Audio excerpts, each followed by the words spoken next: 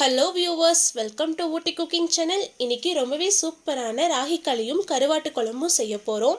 என்னதான் வெரைட்டியான ரெசிபிஸ் டிஃப்ரெண்ட்டான டேஸ்ட்டில் நம்ம சாப்பிட்ருந்தாலும் நம்மளுடைய பாரம்பரியமான ராகி களியும் கருவாட்டு குழம்போட சுவையை எந்த ஒரு ரெசிபினாலையும் பீட் பண்ண முடியாது.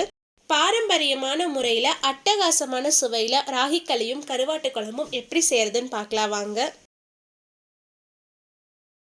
முதல்ல கருவாட்டு குழம்பு செஞ்சிடலாம். நான் 150 கிராம் நெத்திலி கருவாடு எடுத்திருக்கேன். நெத்திலி கருவாடோட தலையை மட்டும் கிள்ளி எடுத்து வச்சிருக்கேன். இதை நல்லா கழுவி எடுத்துடலாம். நல்லா சூடான கொதிக்கிற தண்ணி ஊற்றி தான் கழுவி எடுக்கணும். ஒரு ஸ்பூன் வச்சு கலந்து விடுங்க. தண்ணி நல்லா சூடாக இருக்கணும். அப்போ தான் கருவாட்டில் இருக்க சின்ன சின்ன மண், கல் இது எல்லாமே வெளியில் வந்துடும். தண்ணி லைட்டாக சூடு ஆறுனதுக்கப்புறம் கருவாட்டை நல்லா அலசிட்டு வேற ஒரு பிளேட்டில் எடுத்து வச்சிடலாம். சுடுதண்ணியில் கருவாட்டை கழுவி எடுத்ததுக்கப்புறம் நார்மலான பச்சை தண்ணி ஊற்றி 2 தடவை கருவாட்டை நல்லா அலசி எடுத்துக்கோங்க. நெத்திலி கருவாடை நல்லா கழுவி எடுத்து வச்சாச்சு. இப்போ எப்படி ரொம்பவே சுவையான கருவாட்டு குழம்பு செய்யறதுன்னு பார்க்கலாம். குழம்புக்கு முதல்ல மசாலா ரெடி பண்ணிடலாம். நான் 10 சின்ன வெங்காயம் எடுத்து வச்சிருக்கேன். கடாயில் 2 டேபிள் ஸ்பூன் அளவுக்கு எண்ணெய் சேர்த்துக்கலாம். எண்ணெய் சூடானதுக்கப்புறம் சின்ன வெங்காயம் சேர்த்துருக்கேன். இது கூடவே 1 டீஸ்பூன் அளவுக்கு ஜீரகம் சேர்த்துக்கலாம்.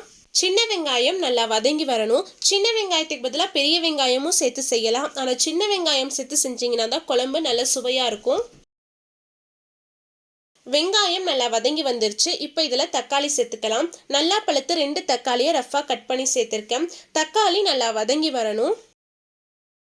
தக்காளி நல்லா வதங்கி வந்துருச்சு. இப்போ இதில் 1/4 கப் அளவுக்கு திருவன தேங்காய் சேர்த்துட்டு லைட்டாக வதக்கி விட்டுருங்க. ரொம்ப நேரம் வதக்க வேண்டாம். ஒரு செகண்ட் மட்டும் லைட்டாக வதக்கி விட்டுட்டு அடுப்பு ஆஃப் பண்ணிடலாம். இது சூடு ஆறுனதுக்கு அப்புறமா மிக்சியில் சேர்த்து நல்லா திக்கான பேஸ்ட்டாக அரைச்சி எடுத்துக்கலாம். கடாய் சூடானதும் இதில் 3 டேபிள் ஸ்பூன் அளவுக்கு கடலெண்ணெய் சேர்த்துருக்கேன். எண்ணெய் சூடானதுக்கப்புறம் இதில் 1 டீஸ்பூன் அளவுக்கு கடுகு சேர்த்துக்கலாம். கடுகு நல்லா பொரிஞ்சு வரட்டும். கடுகு நல்லா பொரிஞ்சு வந்ததுக்கப்புறம் இதில் 1/4 டீஸ்பூன் வெந்தயம் சேர்த்துக்கலாம். வெந்தயம் நல்லா வதங்கி வரட்டும். இப்போ இதில் 15 சின்ன வெங்காயத்தை கட் பண்ணி எடுத்து வச்சிருக்கேன். இதை சேர்த்துக்கலாம். இது கூடவே ஒரு கொத்து கருவேப்பிலையில சேர்த்துருக்கேன். வெங்காயம் நல்லா பொன்னிறமாக ஆகிற வரைக்கும் நல்லா வதக்கி விட்டுறலாம். வெங்காயம் 50% நல்லா வதங்கி வந்ததும் இதில் 10 பல் பூண்டை உரலில் நல்லா இடித்து எடுத்திருக்கேன். இதை சேர்த்துட்டு நல்லா வதக்கி விட்டுருங்க. இஞ்சி பூண்டு பேஸ்ட் சேர்க்கறத விட பூண்டை ஃப்ரெஷ்ஷாக உரலில் நல்லா இடித்து சேர்க்கும் போது குழம்பு இன்னும் நல்லா சுவையாக இருக்கும்.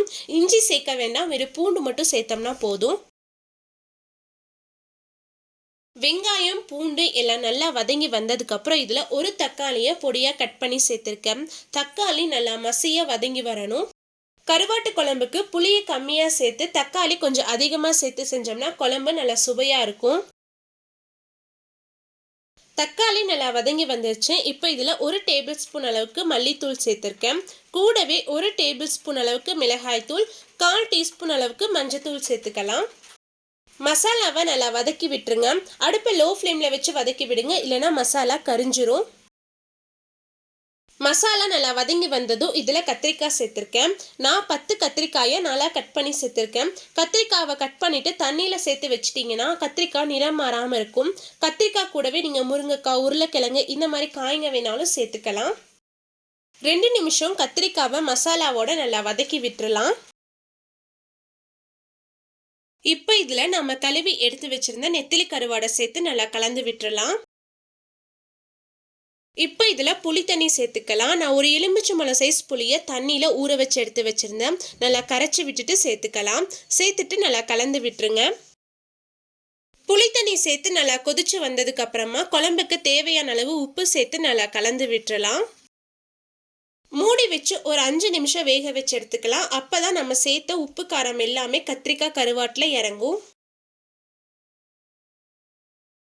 ஒரு 5 நிமிஷம் கழிச்சு ஓப்பன் பண்ணியிருக்கேன். நம்ம சேர்த்த கருவாடு ஒரு 50% நல்லா வெந்து வந்துருச்சு. இப்போ இதில் நம்ம ஃப்ரெஷ்ஷாக அரைச்சி எடுத்து வச்சிருந்த மசாலாவை சேர்த்துக்கலாம். மசாலா சேர்த்துட்டு நல்லா கலந்து விட்டுருங்க. கூடவே குழம்புக்கு தேவையான அளவுக்கு தண்ணி சேர்த்து நல்லா கலந்து விட்டுறலாம். குழம்பு நல்லா கொதிச்சு வந்ததுக்கு அப்புறம் மூடி வச்சு ஒரு 5 நிமிஷம் நல்லா வேக வச்சு எடுத்துக்கலாம். நம்ம சேர்த்த கருவாடு எல்லாமே நல்லா வெந்து வீடே ஒரு நல்ல மணமா இருக்கு. அவ்வளோதான், கருவாட்டு குழம்பு ரெடி ஆயிடுச்சு. உப்பு சரியா இருக்கான்னு செக் பண்ணி பார்த்துட்டு இதுல ஒரு கைப்பிடி நிறைய பொடியா நறுக்கின மல்லி இலை சேர்த்துட்டு கலந்து விட்டுறலாம். ரொம்பவே சுவையான கருவாட்டு குழம்பு ரெடி ஆயிடுச்சு. இதுல முக்கியமா நீங்க சின்ன வெங்காயம் சேர்த்து செஞ்சீங்கன்னா கருவாட்டு குழம்போட டேஸ்ட் ரொம்பவே நல்லா இருக்கும். அதனால முடிஞ்ச அளவுக்கு சின்ன வெங்காயம் சேர்த்து செய்யுங்க. இப்போ ராகி களி எப்படி செய்யறதுன்னு பார்க்கலாம்.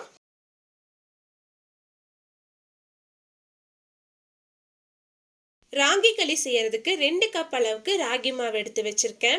ராகி களி செய்யும் போது நிறைய பேருக்கு வரக்கூடிய மிஸ்டேக் வந்து அதிகமா கட்டி பிடிச்சிரும். ராகி களியில அதிகமா கட்டி இருந்தா சாப்பிடவே முடியாது, மாவு மாவா இருக்கும். இந்த வீடியோல நான் சின்ன சின்ன டிப்ஸ் சொல்லியிருக்கேன். இதை ஃபாலோ பண்ணி செஞ்சீங்கன்னா ஒரு பெர்ஃபெக்டான ராகி களி நம்ம வீட்டை ரெடி பண்ணிடலாம்.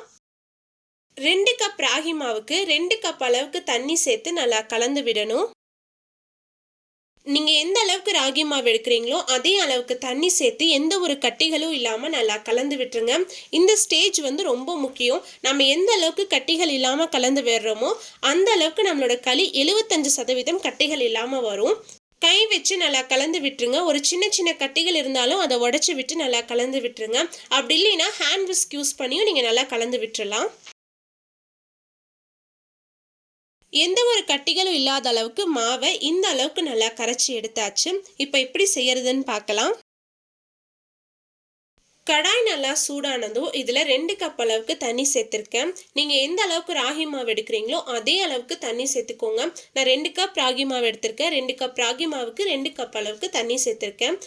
இது கூடவே 1 டேபிள் ஸ்பூன் அளவுக்கு நெய் சேர்த்துருக்கேன். நெய் சேர்க்கும் போது நல்ல மணமாகவும் சுவையாகவும் இருக்கும். கூடவே தேவையான அளவு உப்பு சேர்த்து நல்லா கலந்து விட்டுறலாம். ராகி களி நான்ஸ்டிக் பாத்திரத்தில் தான் செய்யணும்னு அவசியம் இல்லை, குக்கர்லையும் செய்யலாம். அப்படி இல்லைன்னா எந்த ஒரு அடி கனமான பாத்திரத்துலையும் செய்யலாம், ரொம்பவே நல்லா வரும். இது கூடவே 4 டேபிள் ஸ்பூன் அளவுக்கு சாதம் சேர்த்துருக்கேன். நம்ம ஃப்ரெஷ்ஷாக வடித்து சேர்க்கிற சாதமாக இருந்தாலும் சரி, அப்படி இல்லைன்னா முன்னாடி நாள் மீதமான சாதத்தில் தண்ணி ஊற்றி வச்சிருந்தாலும் சரி, எந்த சாதமாக இருந்தாலும் சேர்த்துக்கலாம். சாதம் சேர்த்துட்டு நல்லா கலந்து விட்டுருங்க. சாதம் சேர்த்து செய்யணும்னு அவசியம் இல்லை, எங்கள் வீட்டில் நாங்கள் இப்படி தான் செய்வோம். உங்களுக்கு வேண்டாட்டினா நீங்கள் சேர்க்க வேண்டாம். தண்ணி இந்த அளவுக்கு நல்லா கொதிச்சு வந்ததுக்கு அப்புறம் நம்ம சேர்த்த சாதத்தை கரண்டி வச்சு லைட்டாக மசிச்சு விட்டுருங்க. ரொம்ப மசிச்சு விட்டுறக்கூடாது, சாதம் எல்லாம் லைட்டாக உடஞ்சி இருக்கிற மாதிரி பார்த்துக்கோங்க. தண்ணி இந்த அளவுக்கு நல்லா கொதிச்சு வந்ததுக்கு அப்புறம் நம்ம கலந்து வச்சிருந்த ராகி மாவை இன்னொரு தடவை நல்லா கலந்துட்டு இதுல சேர்த்துக்கலாம். மாவு சேர்க்கும் போது அடுப்பு ஹை ஃப்ளேம்ல தான் இருக்கணும். மாவு சேர்த்துட்டு கை எடுக்காம நல்லா கலந்து விட்டுட்டே இருங்க. நாம சேர்த்த ராகி மாவு லைட்டா சூடாகிற வரைக்கும் அடுப்பை ஹை ஃப்ளேம்ல இருக்கணும். கொஞ்சம் சூடு ஆயிடுச்சுன்னா நீங்க உடனே அடுப்பை லோ ஃப்ளேம்ல வச்சிருங்க, இல்லைன்னா கட்டி பிடிச்சிரும். கை எடுக்காம கலந்து விட்டுட்டே இருக்கணும். மாவு கெட்டியாகிற வரைக்கும் நம்ம கை எடுக்கக்கூடாது, கலந்து விட்டுட்டே இருக்கணும். அப்பதான் எந்த ஒரு கட்டிகளும் வராது. சரியா 3 நிமிஷத்துலேயே மாவு லைட்டா கெட்டியாக ஆரம்பிச்சிருச்சு. அடுப்பை லோ ஃப்ளேம்ல வச்சு கையெடுக்காம கலந்து விட்டுட்டே இருங்க.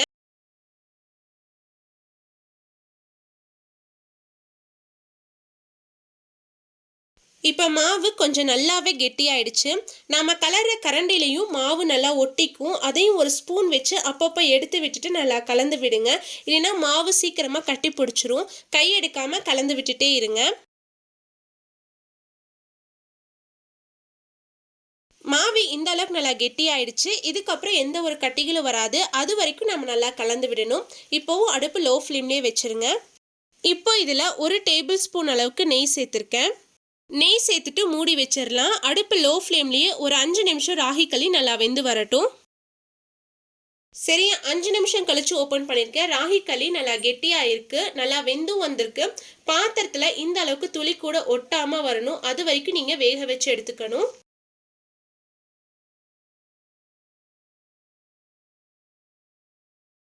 இப்போ அடுப்பு ஆஃப் பண்ணிட்டு இன்னும் ஒரு 5 நிமிஷம் மூடி வச்சிடலாம். அந்த சூட்லேயே ராகி களி இன்னும் நல்லா கெட்டியாயிடும்.